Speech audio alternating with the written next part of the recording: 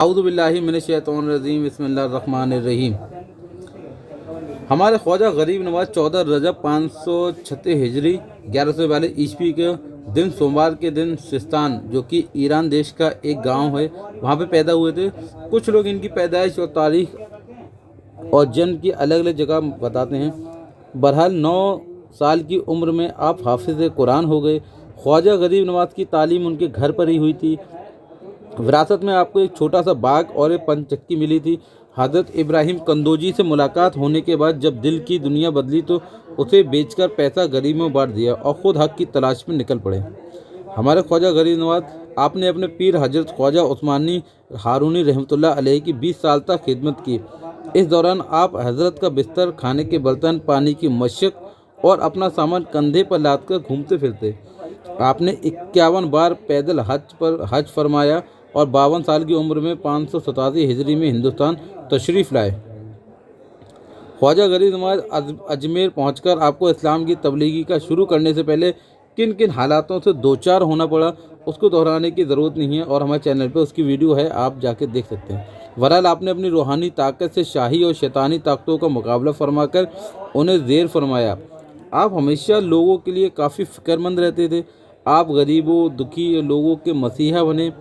انسانیت کی خدمت کو اپنا مشن بنا کر اسلام کی تبلیغ شروع فرمائی۔ آپ نے اجمیر اور آس پاس کے علاقوں میں اسلام، امن اور شانتی کا پیغام گھر گھر پہنچایا۔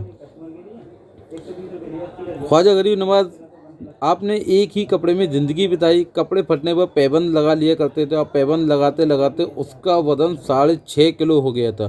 6 رجب 633 ہجری میں آپ اجمیر میں پردہ فرما گئے۔ انتقال کے بعد آپ کی پیشانی پر نورانی حرفوں میں لکھا ہوا تھا: خواجہ حبیب اللہ ماتا فی کتب اللہ، مطلب کہ یہ اللہ کا دوست ہے جس نے اللہ کی محبت میں وفات پائی۔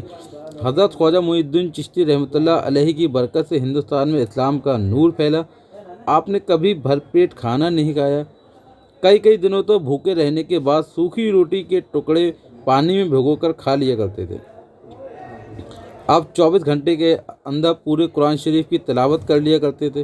آپ نے تقریباً 70 سال تک لگاتار پوری رات آرام نہیں فرمایا۔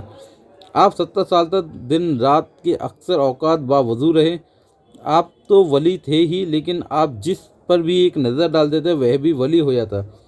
کافی دنوں تک آپ استغراق یعنی کسی بھی چیز میں ڈوب جانا کے عالم میں رہے۔ آنکھیں بند کیے ذکر الہی میں گم رہتے۔ نماز کے وقت حجرے سے باہر تشریف لا کر جماعت سے نماز ادا کرتے۔ آج بھی آپ کا آستانہ دین دکھیوں اور حق پرستوں کے لیے مرکز عقیدت بن چکا ہے، جہاں روزانہ ہزاروں لوگ آتے ہیں اور فیض پاتے ہیں۔